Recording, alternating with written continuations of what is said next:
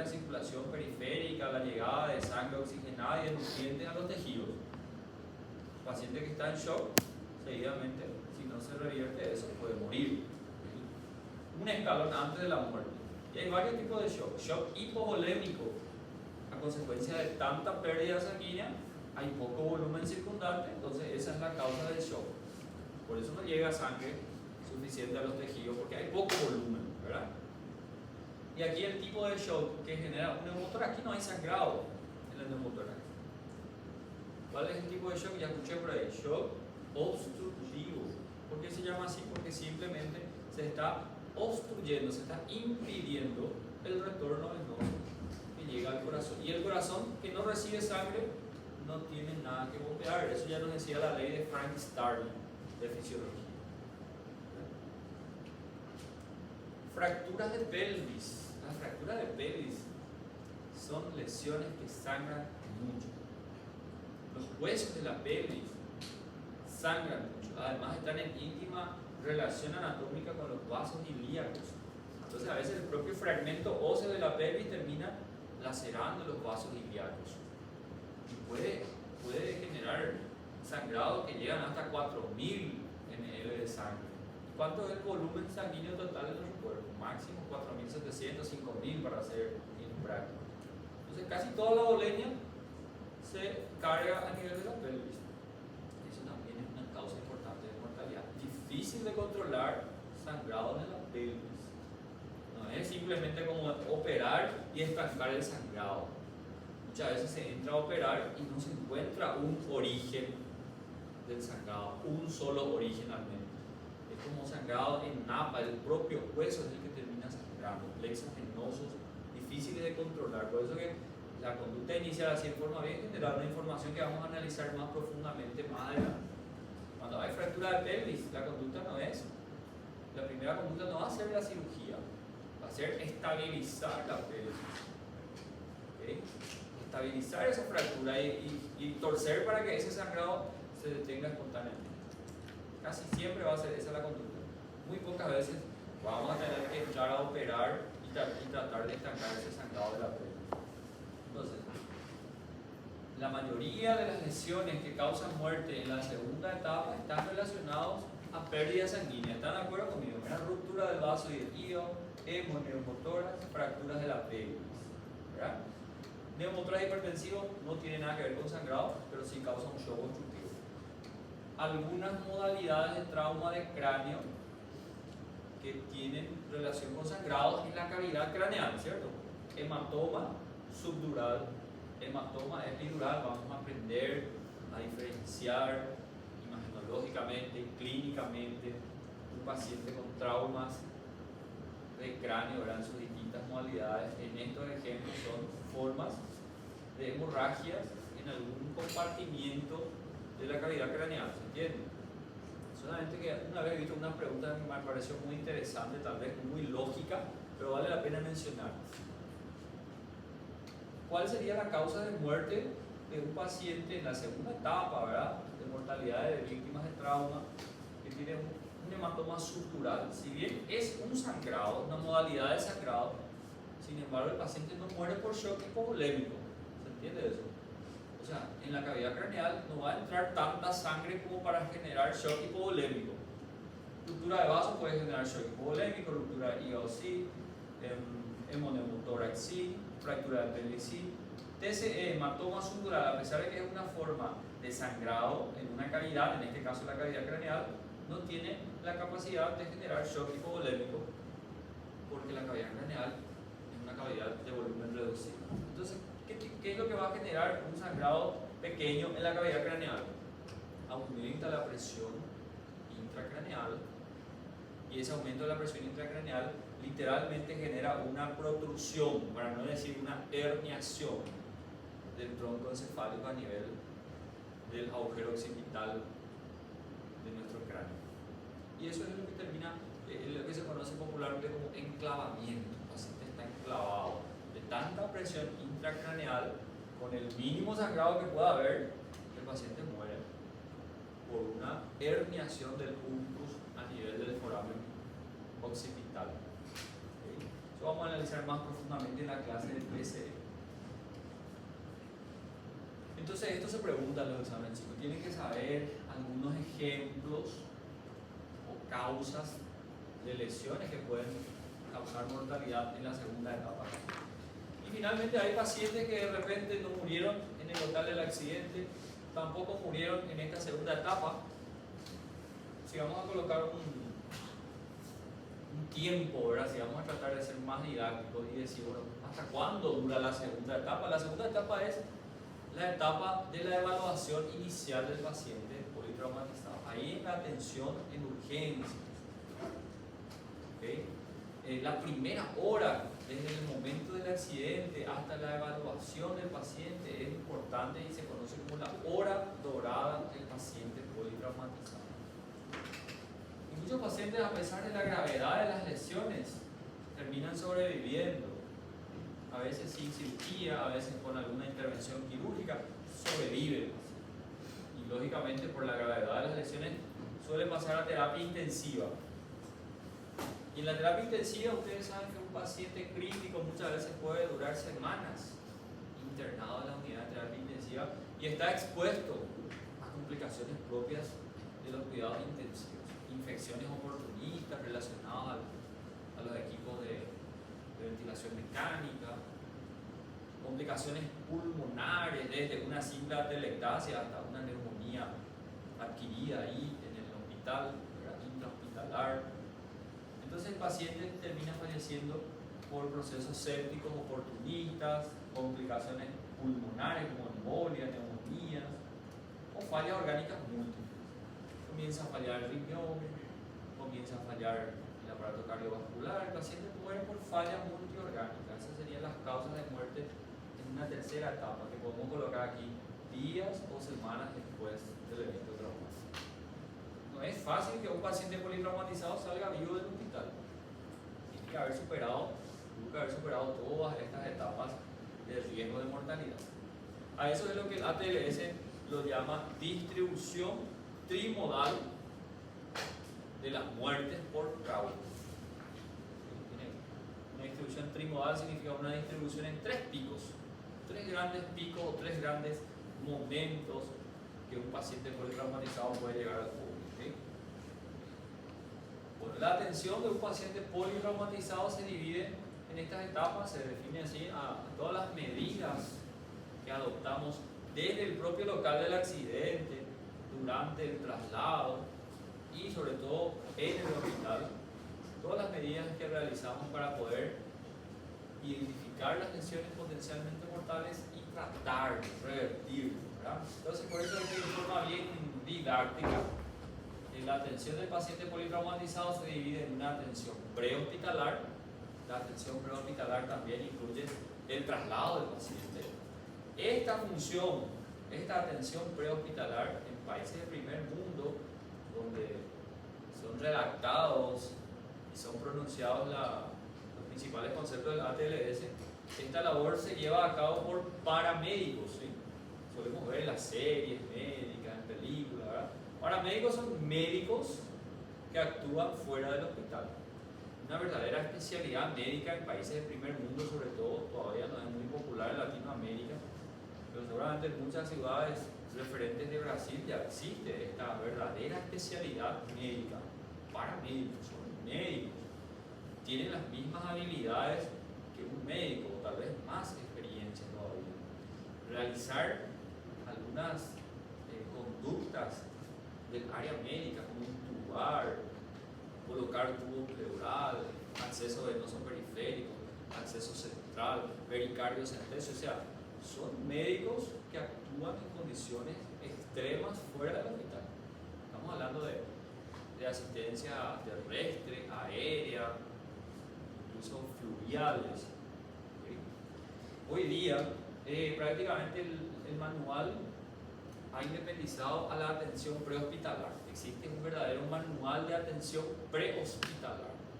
Nosotros, para nuestra asignatura, como la ATLS mismo coloca, se centra en la atención hospitalar. Hay pequeñas diferencias muchas veces en la secuencia o la prioridad que se da en la atención prehospitalar y la atención hospitalar. Por ejemplo, anteriormente, esta es una de las actualizaciones de la 11ª edición de la TLS, que vale la pena ya mencionar. Hasta la 10ª edición, esta letra X, ¿saben lo que es la letra X? ¿Verdad? Todos seguramente ya escucharon alguna vez la secuencia tradicional de la atención de un paciente politraumatizado, la famosa A, B, C, D, E, ¿cierto? Hasta la 10ª edición, esa era la secuencia tradicional de la primera edición de la TLS. ¿Sí? Ya hace un par de años atrás se preconizaba en la atención prehospitalar, los paramédicos comenzaron a ver, seguramente en base a su experiencia, que lo que más mataba al paciente ahí en el local del accidente, o lo que más rápido mataba, no era necesariamente la vía aérea. Una lesión ahí arterial importante de un miembro amputado de la arteria femoral, mata en segundos o minutos. Entonces, en base a eso, ya la atención prehospitalar colocó como primera letra de la secuencia la letra X, que antecede a esa secuencia habitual. La letra X no siempre se va a utilizar. Situaciones puntuales, cuando encontramos ahí una lesión exsanguinante, una lesión arterial importante, que está ahí chorreando sangre, latellando sangre, ¿verdad? En ese caso sí se pone en práctica. ¿Qué es lo que la TLS hoy día en su 11ª también le hizo colocar? Incorpora este mismo concepto para la atención hospitalar también. ¿Okay? El X, A, B, C, D, E es la secuencia actualmente utilizada en el ATLS mismo. ¿Okay? También incorpora la letra X como prioridad de atención en condiciones puntuales. ¿Sí? La atención hospitalar, intrahospitalar, a su vez se divide en dos grandes etapas. La evaluación primaria, y la evaluación primaria es básicamente esta secuencia, X, A, B, C, D, E. Cuando hablamos de evaluación primaria, los médicos, el equipo de médicos que atiende al paciente está enfocado a identificar lesiones que están amenazando potencialmente la vida del paciente y tratar esas lesiones, revertir, evitar que el paciente venga a fallecer. Esa es la atención primaria. Y la evaluación secundaria, ahí sí es donde se va a realizar el examen físico minucioso por órganos y sistemas. Una vez que el paciente esté fuera de un riesgo de vida inminente, que el paciente esté estabilizado, en otras palabras, entonces ahí pasamos a examinar detalladamente de pies a cabeza todo el organismo del paciente. Entonces la TLS para la atención inicial, para la evaluación primaria, con énfasis en la atención intrahospitalar, nos da una serie de pasos que tenemos que seguir, tenemos que saber seguir esos pasos, ¿verdad? El primer paso es la preparación del equipo humano, del equipo médico, la preparación de todos los recursos materiales que se van a necesitar. El mismo concepto también se tiene en la preparación prehospitalar. El equipo de paramédicos ya está previamente preparado para cualquier situación, ¿verdad? Todos los equipos que eventualmente se podría utilizar están previamente preparados, con baterías funcionando, balones de oxígeno cargados. Todos los equipos deben estar funcionantes, no en el momento ahí todo el mundo corre ahí buscando la batería del laringoscopio porque se acabó la pila. Preparación tanto prehospitalar como intrahospitalar. Triaje. El triaje básicamente significa clasificar al paciente o a los pacientes, a veces hay muchas víctimas, ¿verdad? Clasificar a los pacientes de acuerdo a la gravedad de sus lesiones para poder encaminar al centro de referencia. Luego está la revisión primaria. Una vez que clasificamos al paciente, si va a ir a la sala roja, si va a ir directamente a la sala verde, a la sala amarilla. Una vez que se realiza el triaje, entonces se hace la secuencia de A, B, C, D, E, que actualmente incorpora, como ya dijimos, la letra X. Ahí es donde se realiza la revisión primaria. Prácticamente en forma secuencial o simultánea a la revisión primaria está la reanimación. Reanimación sería la identificación de estas lesiones en el ABCDE, inmediatamente también el tratamiento de esas lesiones, revertir todas esas alteraciones que están amenazando amenazando la vida del paciente. Reanimar. El paciente no está respirando, bueno, tenemos que obtener una vía aérea, eso es reanimación. Estudios auxiliares de la revisión primaria. Vamos a entender y vamos a aprender que durante esta evaluación primaria hay algunos estudios que está obligatoriamente necesario realizar, que está permitido realizar, y hay estudios que no sería prudente realizar en este momento. Está un estudio hoy día muy popular en la revisión primaria, para colocar un ejemplo nada más aquí, el ecógrafo portátil, la aplicación de la ecografía portátil al lecho del paciente, un estudio que en segundos nos puede dar informaciones muy útiles, como la presencia de líquido, tanto de cavidad abdominal, cavidad pericárdica, cavidad pleural. Entonces es un estudio aliado de la evaluación primaria. Sin embargo, una tomografía no sería prudente realizar en este paciente que está hemodinámicamente inestable, con la presión baja, y yo le envío a la sala de tomografía, que imagínense cuando en hospitales grandes, a veces la sala de tomografía, la sala de imagen está en otro piso, está en la planta baja, eso requiere movilizar al paciente, a veces el paciente se muere ahí en el camino, en el pasillo, en el ascensor. No debería salir ese paciente para una tomografía. Un principio interesante que pueden ustedes guardarse aquí. Los estudios auxiliares de la evaluación primaria son estudios que deben llegar hasta el paciente. El paciente no puede salir de esa sala de reanimación. Laboratorio puede llegar hasta el paciente. Radiología puede llegar, radiología portátil puede llegar hasta el paciente. Ecofaz, ecógrafo puede llegar hasta el paciente. Pero otros estudios no. Endoscopía, CEPRE, tomografía, resonancia. Esos serían estudios ya de la evaluación secundaria, más allá abajo. Luego está la revisión secundaria, como ya dijimos, la evaluación secundaria es el examen físico de pies a cabeza, la semiología, que ya hemos aprendido desde el quinto semestre.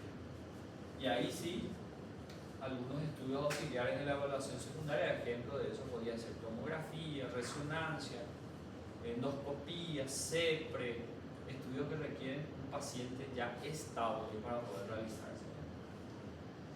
Es importante reevaluar continuamente al paciente. Hay que tener en cuenta que un paciente estabilizado en cualquier momento se puede volver nuevamente inestable. No es que vamos a hacer la evaluación primaria y ya terminó nuestra función. Durante todo el resto de esa guardia, de ese plantón, tenemos que estar monitorizando y reevaluando a nuestro paciente. Ese paciente puede requerir en cualquier momento una nueva secuencia de revisión primaria, de evaluación primaria. Se puede hacer las veces que sea necesario una revisión primaria nuevamente. Y monitorear, ¿verdad? Colocar al paciente en una sala roja con sensores de electrocardiografía, de signos vitales, conectado a un monitor, ¿verdad? Eso es monitorar al paciente. Tener en vista ahí los parámetros vitales del paciente. Y cuidados definitivos implicaría decidir, por ejemplo, la necesidad de una cirugía, como ya dijimos antes, de ir a una CEPRE, de ir a una endoscopía. El ejemplo más propio que podemos dar aquí para nuestra asignatura es la cirugía. ¿Tiene indicación de cirugía o no? Y nosotros vamos a analizar cada uno de estos pasos aquí en la atención del paciente. Nos queda aquí algunas imágenes que nos muestran lo que sería la preparación, tanto en la fase prehospitalar, aquí en nuestro medio, en países subdesarrollados, en ciudades que no son referencia, ¿verdad? Son grandes capitales. La labor de paramédicos es realizada por personal bombero, ¿verdad? Se valora muchísimo la labor, la función de los bomberos, muchas veces limitada en las capacidades aptitudinales, ¿verdad? En la capacidad de poner un tubo pleural, de intubar, ¿verdad? Pero algunas de sus funciones son muy valoradas, como por ejemplo la famosa extricación. Ya van a hablar del término extricación del paciente, con la finalidad de movilizar lo mínimo posible al paciente que literalmente está incrustado ahí entre los trozos vehiculares, La palabra extricación hace referencia a ir retirando los trozos vehiculares del paciente, y no al paciente del vehículo. Se va rompiendo los trozos vehiculares, se van retirando los fragmentos ahí vehiculares para poder retirar al paciente lo más inmovilizado posible. La fase prehospitalar, como ya dijimos, incluye también el traslado del paciente. La plancha rígida es fundamental para el traslado del paciente, ¿verdad? Para poder asegurar una conservación de toda la columna vertebral al momento de movilizar al paciente. El collar cervical, los estabilizadores laterales, los cochins laterales, como lo llaman también, son fundamentales durante el traslado del paciente. Y ya la fase hospitalar también preparado para recibir a las víctimas de ese evento traumático. Normalmente el equipo paramédico, también uno de los integrantes, ya se encarga de notificar lo que se llama activar el sistema de emergencia, notificar al hospital que van yendo en camino tantas víctimas con ciertas características. Ya el hospital, el equipo de médicos que va a atender a esas víctimas ya está también preparado para recibir. Cada uno también con su función ya determinada. La atención del politraumatizado es llevado a cabo por un equipo. Uno de los integrantes actúa como el líder y es el que va a controlar las acciones de los demás. Cada integrante de ese equipo va a estar encaminado a realizar una función específica. La actuación, obviamente, que es simultánea, eso es importante. En forma didáctica, aquí en la clase nosotros vamos a ir detallando paso por paso. Primero, vía aérea, luego ventilación, pero en la práctica todos están actuando en forma simultánea. No es que primero actúa el de la vía aérea mientras los demás se sientan a esperar su turno. No, todos están actuando en forma simultánea. Pero en secuencia de prioridad es lo que nosotros vamos a aprender aquí el orden, ¿verdad? Todos los equipos deben estar, como ya dijimos previamente, preparados, deben estar testados, ¿verdad? Todos los balones de oxígeno cargados, las baterías de los equipos de laringoscopía deben estar previamente visados. Se tiene que disponer de todos los recursos materiales, números de tubo endotraqueal, números diversos de tubo pleural, todos los diámetros necesarios de accesos venosos periféricos, acceso venoso central, o sea, todo lo que un centro de urgencia, sobre todo de referencia, debería disponer, ¿verdad? Eso es algo que hace parte de la propia organización de un centro asistencial. A veces ya no es responsabilidad directa del médico, pero en la práctica siempre tenemos que estar vigilando que eso esté preparado. También es importante mencionar, y parte de la preparación del equipo, es cuidar la propia bioseguridad. Cuando vamos a dar atención a un paciente víctima de trauma, es obligatorio el equipo de bioseguridad completo. No es como en un consultorio ambulatorio, que prácticamente la medida de bioseguridad necesaria es lavado de manos. Lavar la mano antes de tocar al paciente, después de tocar al paciente. Hoy día, después de toda esta pandemia que tuvimos del COVID, quedó instalada una muy buena medida también en los médicos, ahora de usar por lo menos un tapabocas.